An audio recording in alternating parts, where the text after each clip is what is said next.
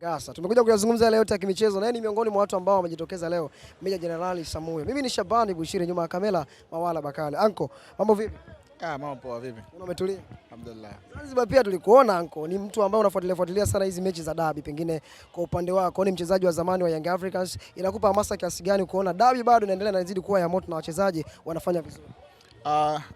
Kwanza namshukuru Mwenyezi Mungu kutufikisha tena hapa katika siku ya leo na kuona pia dabi ambayo enda kuchezwa, ambao mechi nadhani itakuwa ni nzuri na kuvutia na kila mtu ataondoka kwa kufurahi. Siku ile Zanzibar, pengine kwa upande wako uliona performance ya hali gani kutokana na kulinganisha na dabi za nyuma ambazo mlizicheza nyinyi wakongwe? Wewe kama mkonge uliona performance aina gani? Kwa dabi ya Zanzibar kweli haikuwa nzuri sana, kwa sababu wote walikuwa kwamba wanacheza kwa kutegeana, wanacheza aidha kwa mifumo zaidi walivyoelekezwa. Haikuwa nzuri kama jinsi tulivyotarajia, na mimi pia nilikuwa mmoja kati ya watu kusema kwamba hii mechi itakuwa ni ngumu, kwa sababu Yanga waliingia na matokeo akiwa mkononi kwamba sisi tunaenda kushinda, lakini Simba wao walienda moja kwa moja kwamba sisi tunaenda kuitafuta mechi na natakiwa tushinde hii mechi. Kwa hiyo mechi ni ngumu, ya leo ni ngumu, lakini Simba watakuja na matokeo mkononi pia kama Yanga walivyoenda na matokeo mkononi. Nadhani kwa nini Simba watakuja na matokeo mkononi? Kwa sababu furaha bado haijaisha katika mioyo yao.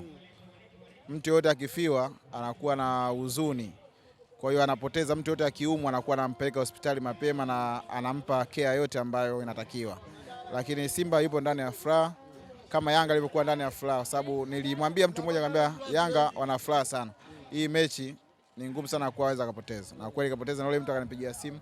Kwa hiyo sasa kama mechi ya leo ni ngumu sana kwa Simba, kwa sababu Yanga anatoka kufungwa, alafu timu kubwa haifungwi mara mbili. Kwa hiyo Yanga leo ana advantage ya kushinda au kutoa sare. Timu kubwa haifungwi mara mbili, lakini kuikumbuka Simba Sport Club ampitia magumu, amegongwa mara 6 mfululizo. Sikatai Simba ni timu labda ndogo, hapana. Simba ni timu kubwa, Yanga ni timu kubwa, lakini haijawahi kupita kwamba wamecheza leo alafu hajacheza tena wakaja kukutana tena. Kwa sasa mtu hawezi kufungwa mara mbili, naamini hilo. Weka maneno yangu leo. Mashabiki wa Young Africans leo wanaonekana kuwa wachache sana, pengine kutokana na performance ambayo ilionekana kule Zanzibar, au kwa sababu gani Ngasa ukiangalia? Hapana.